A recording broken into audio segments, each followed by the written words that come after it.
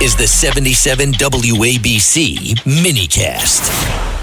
And we are so honored to have Sid Rosenberg with us. Sid and friends, the Hall of Fame, Sid. Now, it's funny to hear that, I got to tell you. It's funny, and the point I was trying to make before you had to run to break was many people came up to me here in Israel and said to me, how does it feel to be the next Rush Limbaugh? I said, oh, slow down. Certainly, I would put my career up against most radio guys. I really would. But Rush Limbaugh, of course, is the very, very top of the mountain. So I felt a little uncomfortable. But I will tell you, Bo, you're the guy that worked closely with him for so many years, and you're great like he is today. I heard that a bunch of times the last couple of days. And to me, in this business, in our business, that's the biggest compliment you can get. Amen to that, Sidney. Amen. Now, Sid, I have to ask you, this conference you were at, with all that's going on with Iran, you probably know Donald Trump today met with Republican senators. They're ticked off as can be. This meaningless resolution that they came up with, the War Powers resolution on Iran. It's the four, Rand Paul, what's his face? Anyway, that doesn't matter. Four of them, Murkowski, Collins. What is your take with where we are with Iran right now and where things should go? Well, nowhere. Yeah, I mean, not because of the efforts of President Trump. He's doing the best he can. I love the president, and he's trying to do the best he can. But we've got no deal in place. You've got this memorandum of understanding, which nobody seems to understand. And he's got people in Congress and the Senate, like Thomas Massie, like Rand Paul, these other people that are trying to take away his powers to actually do what he needs to do to rid the world of this terrorist country, Iran, and make not just Israel, but America and the world a safer place. So President Trump's heart is in the right place. But the truth is, as you know, Bo, you can't deal with these people. They don't care. You can't intimidate them. They're not afraid to die. You know, you can't tax them. You can't take away their money. There's nothing to do with these people because they will wait it out, and they will wait it out.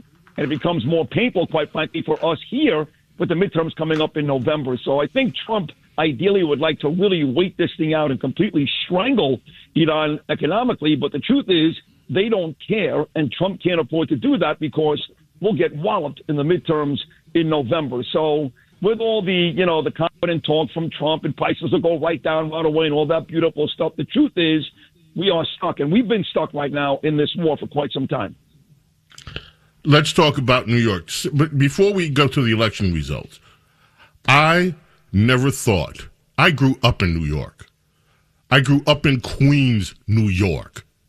I never thought I would live to see the day where you have in Brooklyn, New York, a coffee chain owner and a coffee chain that tells a Jewish elected official, no Juden, you're not welcome here. I never thought this could happen in New York City. I never thought I'd be hearing some of the things that I am hearing from elected Democrats in New York City. It hurts the heart what is happening here. What do you think these elections and the state of New York City under Mayor Mondami is sending a message to the rest of the country and to the world? What is that message they're sending? That message is that Democrat socialists and people that don't like Jewish people and people that don't like capitalism and people that don't like the cops, they're the people that are now going to be in charge. I mean, if you want to break it down to one word, Bo, I can do it for you, why we're having all these issues, and that one word is Mamdani. A couple of months ago, I went on this tirade against the mayor on Twitter, and I was really doing it because I was aggravated with President Trump because as much as I love Trump, he continues to say nice things about Mamdani. He's a nice guy. He's not a nice guy. He's a prick. That's what the mayor is. He's a bad guy. He's not a nice guy. But for some reason, Trump continues to say that. He still does it. So I went on Twitter, and I just ripped the mayor into shreds, and I said some things that the next day I decided I was not forced by Katsimatidis or Chad or anybody else. I did get phone calls, mind you, from the Jewish leaders in New York, of all people, that said, what you said wasn't right. So I decided to apologize. I can tell you, Bo, this made world news last night, that Tuesday night, the last night at the conference, I revoked that apology. I am not going to apologize to this guy. This guy's had countless opportunities, time and time again, to prove me wrong, what I said a couple of months ago. And all he does is prove me right, whether it's vetoing buffer zones in front of synagogues and yeshivas, whether it's calling AIPAC a bunch of monsters, talking about Jewish people and dark money. This guy is the epitome of an anti-Semite. And now everybody is scared to death of this guy. That's the word here, fear. Every politician, Bo, is afraid of Mamdani. They're afraid he's going to have them primaried. Look what he did yesterday. All of his candidates won. 4 terrible people. Chevalier, terrible. Valdez, terrible. Brad Lander, terrible. And, of course, Mika Lasher, terrible as well. So these Democrats now, whether it's Chuck Schumer or Kathy Hochul, the most powerful ones in the country, they are scared to death of Mamdani. He has now become the face of not just anti-Semitism and, quite frankly, terrorism in the United States, but the face of a growing progressive socialist Democrat Party. Last night, while they were watching election results at the Valdez Victory Party, an image on the television screen came up. It was that of the Democrat Party minority leader in the House of Representatives, Hakeem Jeffries. Cut 13. Listen to the reaction when Hakeem Jeffries' picture came up. You're next! You're next! You're next! You're next! You're next! Okay, you're next. Should Chuck Schumer and Hakeem Jeffries be afraid at this point? Oh, they should, absolutely. Look, I think Chuck is done anyway. I don't think that Chuck will run again. He's going to face probably AOC, and she's going to wipe the floors with him, Bo. So he's not stupid. He's been doing this a long time. It'll be embarrassing for him. So I don't see Chuck Schumer doing this again. I think he walks off into the sunset. And quite frankly, the last 20 years of his career have been really embarrassing. So Chuck's done anyway. I think Chuck is done no matter what. Hakeem, different story. You know, this guy had his sights set on being the majority speaker, right? If, in fact, the Democrats would win the midterms come November. So he's not as willing as Chuck to just step away, right? He's a young guy. He still is a Democrat. He's got good relationships with a lot of the big Democrats in this party. But not that I like Hakeem Jeffries, but he does push back every now and then on some of these socialist maniacs. So if I was Hakeem Jeffries, I'd be very worried. Again, Mamdani at this point is about the most powerful Democrat. We talk about AOC. She made one for president. She's powerful. That's true. But to me, Mamdani and this DSA, this socialist group, this socialist party, as we saw in New York yesterday, we've seen it in New Jersey over the last couple of months. We see it in Michigan, all over Michigan. They are gaining power in this country. And it really starts again with anti-Jew, anti-American, anti-capitalism, anti-cop. And that's going to have a lot of people leaving New York City in big numbers. Yesterday, in my opinion, primary day, don't forget, not even election day, because they're going to win those elections too. Yesterday, one of the scariest days in New York in my 59-year lifetime. Albert Quast won. That's cut 10. Let's listen to her and folks against the words that Sid just said, who is defining the Democrat Party. Cut 10. This is another winner yesterday in New York. And finding that, the system of capitalism and racism, and white supremacy, etc., and Islamophobia have all been used, to colonize lands, right, to take resources from other people. And so this is like a long trajectory. And we're just seeing the manifestations of that continuation, right, with 9/11.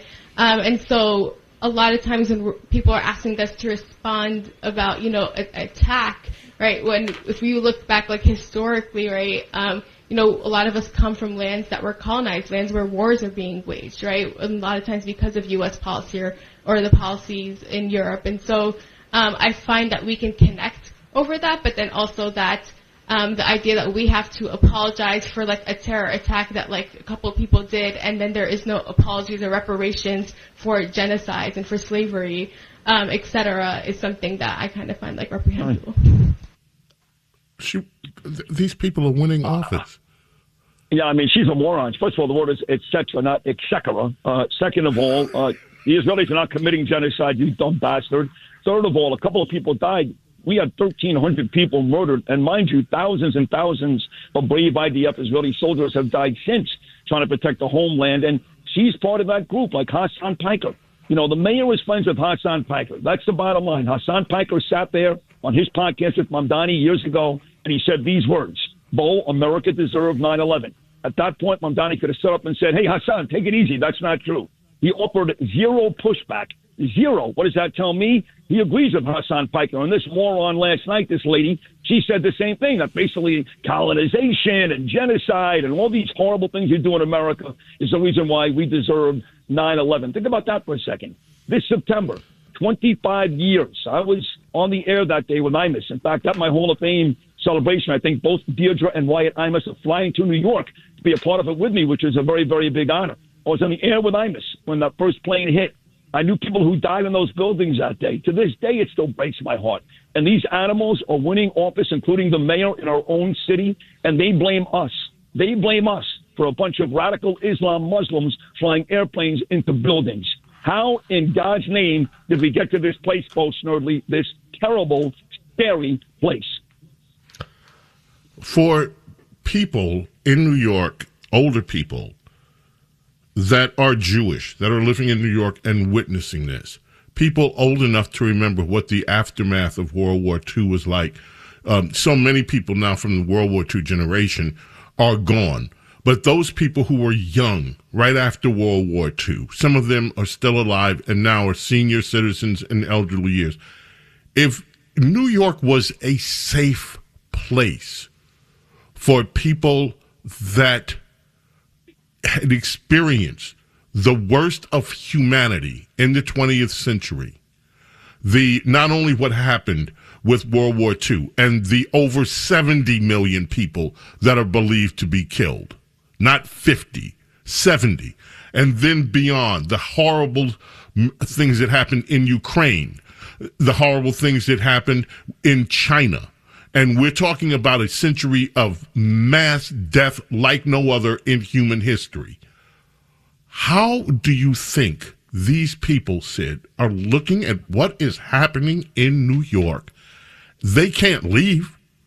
They don't have, many of these people have the economic wherewithal to just pick up and leave. And even if they did, they wouldn't know where we're going at this day. What is it like to be living as a senior in New York watching this unfold? It's scary, Bo, because we made promises. Never again was the motto after the Holocaust. And never forget was the motto after 9/11. Well, we forgot.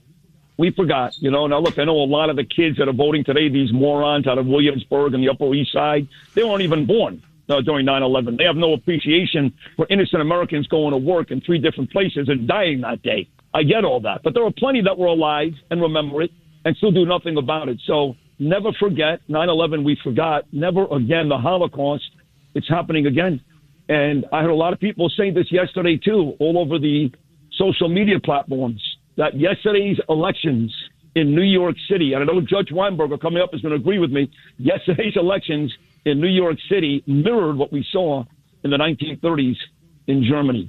So you can imagine these people, if you survive the Holocaust and you're here or your family is here, and now you're witnessing this type of anti-Jewish rhetoric, this real hatred. It's not a surface thing, Bo. It's real. These people really hate our guts. They want us dead. They want us dead. That's the bottom line. If Mamdani didn't want us dead, then he would demonize the Intifada. He doesn't do that, okay? He wants to globalize the Intifada. That means he wants Jews dead. So when Sid Rosenberg says Mamdani wants Jews dead and NBC gets upset and CBS gets upset, screw them. When he comes out and he says no on the Intifada, then I'll change my mind and maybe change what I'm saying. But the truth is, it's scary for these people because these politicians are no different than the Nazis were back in the 1930s Germany. Bottom line, it's the same thing over and over again. Sid, we're going to leave it there. Ladies and gentlemen, the clip of the day is coming up. I want you to hold on. Sid, I just want to tell you one more time how much I love you and how much you mean to me. You are just, please, Sid, just keep being Sid. Please. Thank you, Bo. I love you. You are so nice to me. I mean it. You're so great. And I play your stuff on my show all the time because it comes from the heart. You're a beautiful guy, tremendous talent, and just one of my favorite people in the world. I mean that, Bo Snerdley. Thank you so much. Really, thank you so much. Thank you. Safe travels back, Sid. Love you, love you. Hall of Fame broadcaster, ladies and gentlemen. We are so delighted to have had him on the program today. Our very own Sid Rosenberg.